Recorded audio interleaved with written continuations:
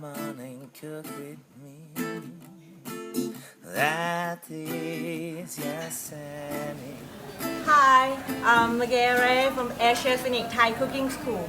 I think mostly you got a problem when you touch the garlic and you get the bad smell from garlic and difficult for you to wash it out. You see, the smell is so terrible for you.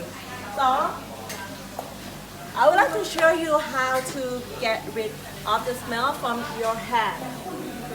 First, if you just only wash with water, still smell. If you use soap and rub,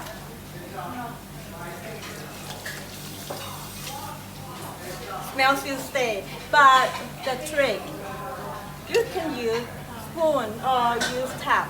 Actually, you can use any metal or any steel.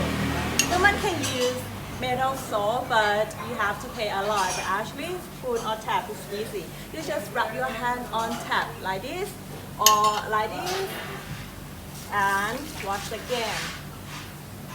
It's worth. Don't believe me. Try to do that. Okay, bye bye.